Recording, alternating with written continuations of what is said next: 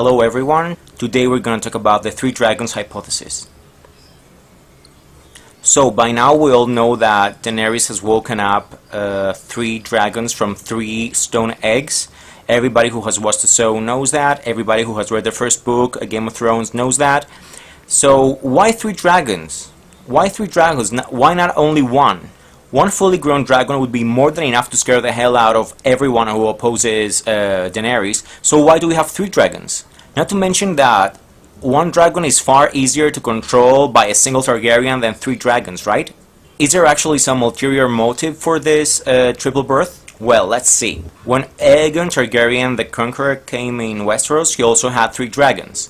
One for him and one each for his sister wives. With a monstrous and flame-throwing vanguard like this, no one could resist him, no one could oppose him. And this is why Aegon controlled the whole of Westeros. But since that time, dragons began to grow smaller and smaller, and they would die until more or less 100 years ago when they went completely extinct. Having that in mind, we can presume that as Aegon and his two sister wives had each one dragon, the same will happen with Daenerys. But who are the other two dragons of the three-headed dragon? Who are the other two Targaryen who will ride with Daenerys and fight her battle? Once more, I will hypothesize and speculate. Rider number 2, Jon Snow.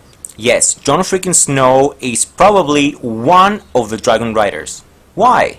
Oh, let me tell you, my friends. Well, first of all, as I've already said in another video, Jon is most likely not a bastard, at least not Eddard's bastard.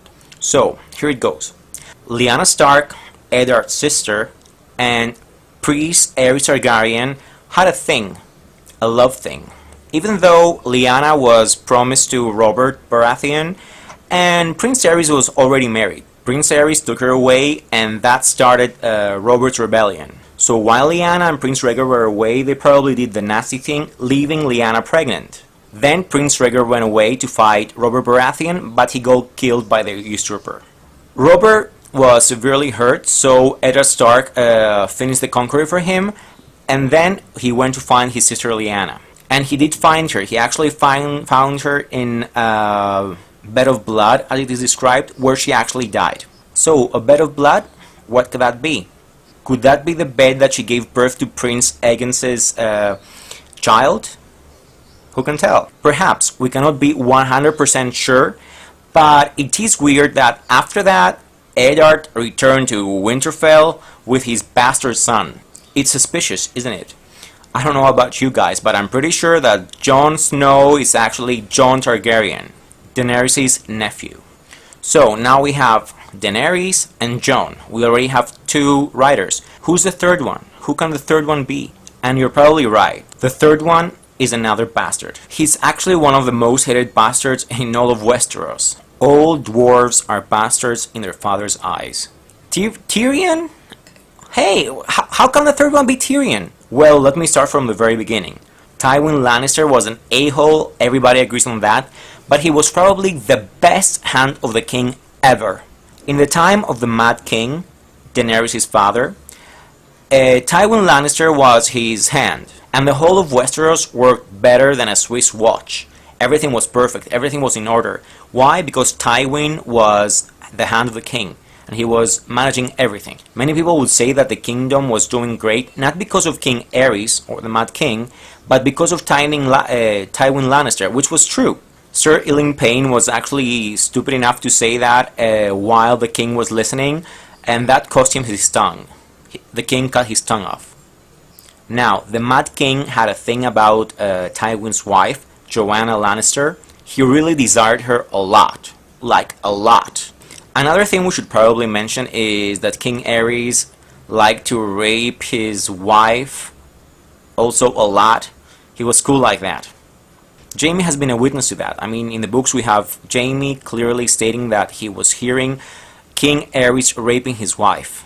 So King Aerys, as a king, he had his way of getting whatever he wanted, right? It wouldn't be crazy if we hypothesized that King Aerys actually attacked and raped Joanna Lannister in the worst case scenario, or in the best case scenario that they actually had a thing, like a fling, and they were doing the nasty thing, and that actually got her pregnant.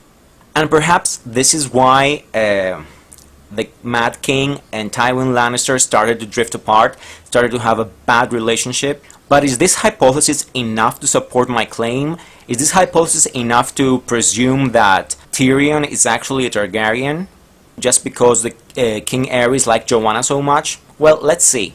Apart from that, we have Tywin Lannister saying many times to Tyrion, "You are no son of mine." So, is that a true statement, or is something a father would say in a moment of rage, in a moment of disappointment towards his son? But if we have the previous hypothesis in mind, then maybe I should say we start thinking about it. Is it true? Maybe it's not only something a pissed off father would say, maybe it's actually true.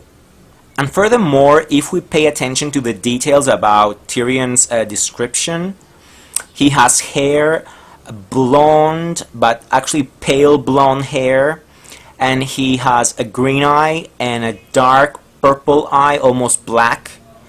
All these features sounds pretty Targaryen to me. The pale, whitish, blonde hair and the purple eyes.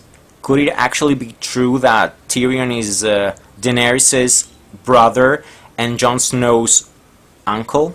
So, this is according to me the three heads of a three-headed dragon. Daenerys, Tyrion, and Jon.